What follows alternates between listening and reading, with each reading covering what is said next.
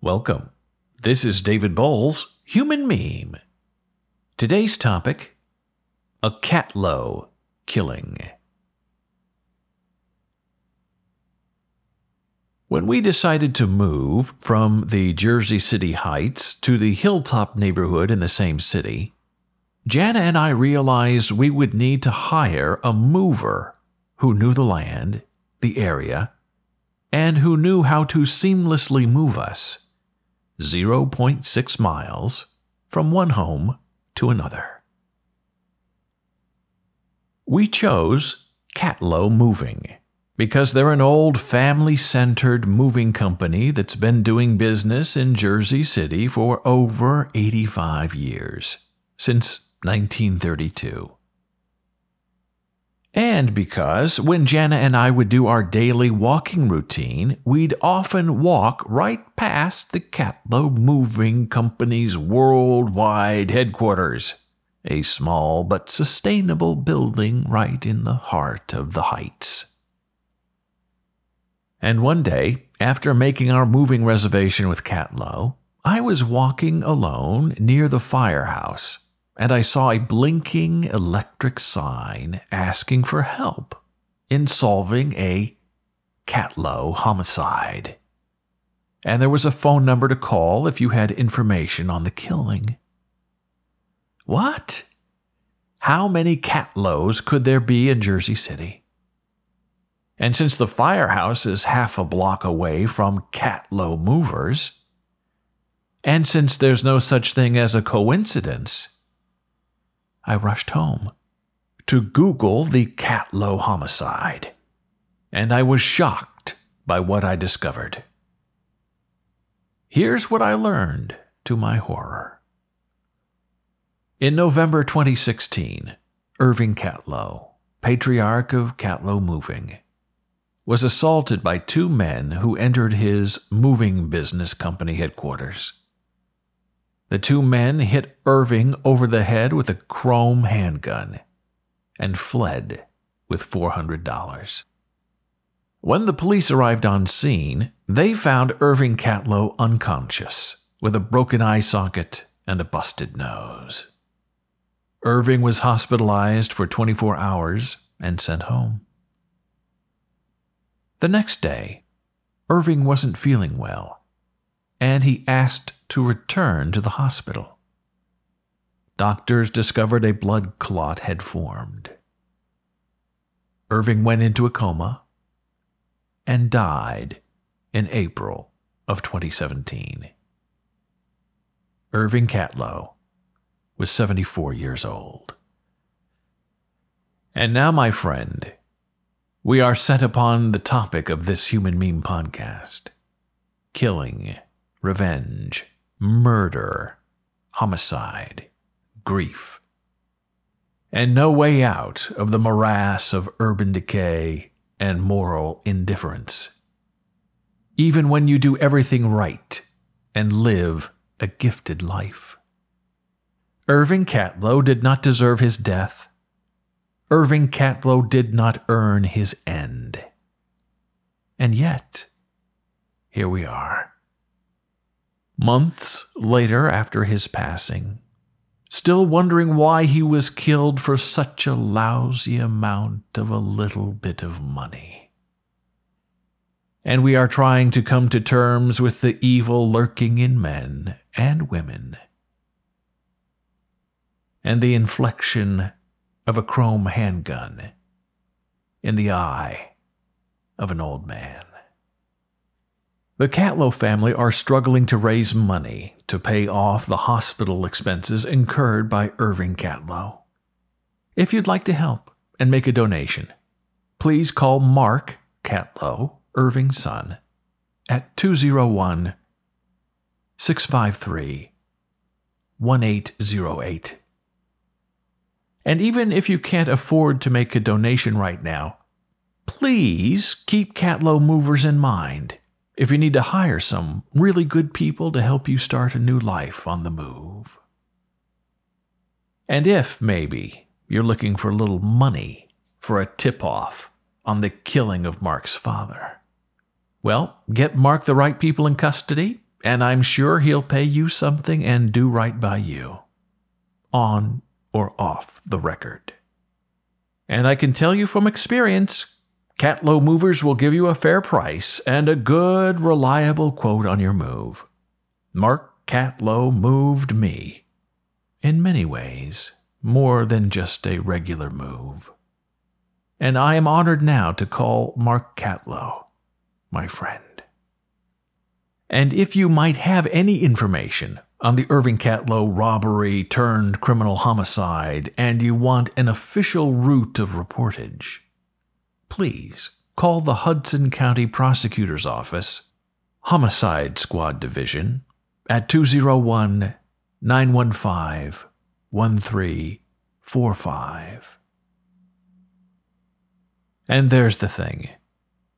There are at least 3 people in the world who know precisely who, what, and why what happened to Irving Catlow.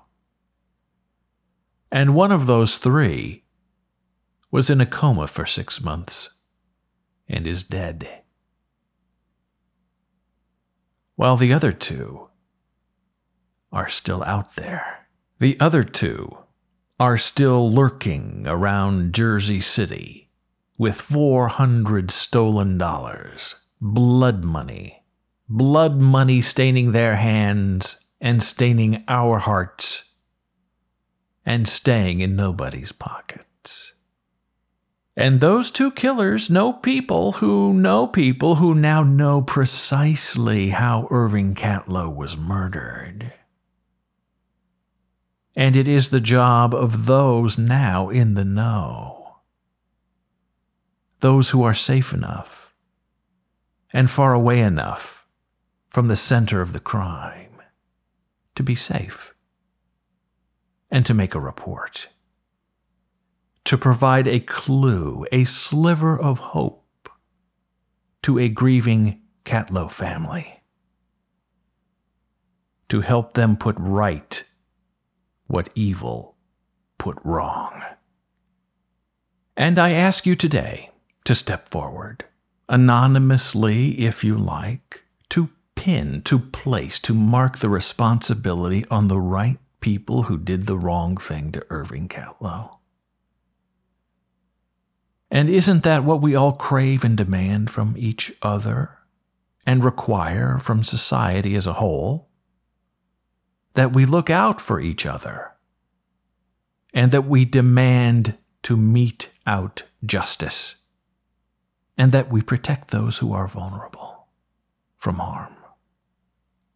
And what does this say about us as a city, as a country, as a county, as a citizenry, that 2 guilty men are still free on the streets, while Irving Catlow is dead in his grave? Where does the suffering end and the grieving begin? Do we not owe each other at least the truth, to tell each other what really happened that day and why, so that we may move on and forward together and put the past behind us? And my friend, if you have been around this world as long as I have, you know this one thing. The evil always earn their due, in one way or an ethereal other way. And the good people, the righteous people, the people who overhear the truth, or who happen to stumble upon the wrong path in the right way. And those people must then take the next difficult step of moving forward, of raising a hand and bending an eye to say, in private or in the public square, I can help. I know what happened. Do you want to be that person? Can you become that person? Are you able to test the brave against the cowardly? Can you stand up for the dead in the light of the threat of the living to confess the truth, even though it may hurt and wound the uninvolved innocent? And so, my friend, the answer to all of these questions must always be, yes, I will do the right thing. Because to do otherwise, to choose evil over goodness, actively makes you an immoral, not amoral, an immoral accessory to a crime you may or may not have committed. But a crime, nevertheless, you now own in your heart and in your head. Because you know the truth, and you know the facts can speak for you. If you only allow those truths to be self-evident, and to land upon the guilty to soothe the survivors. I thank you for your kind attention. Irving Catlow is counting on you. And hey, if you don't want to call Mark Catlow, and you don't want to get involved with Hudson County homicide, contact me instead. You may call me anytime at 212-982-8888. Or, if you need to remain more anonymous and private, you can email me at this secret email address. Boles, B-O-L-E-S, at protonmail.com. protonmail.com. And that is a secure email address that cannot be read or accessed by anyone but me. Boles at protonmail.com. And you, if you like, can even create your own free protonmail.com email address if you want to retain an untraceable anonymity as well. I thank you for doing the right thing in an ever-wronged world. Best wishes and be well, my friend. The living are counting on you. The grave believes in you. Thank you for listening. Be a human meme.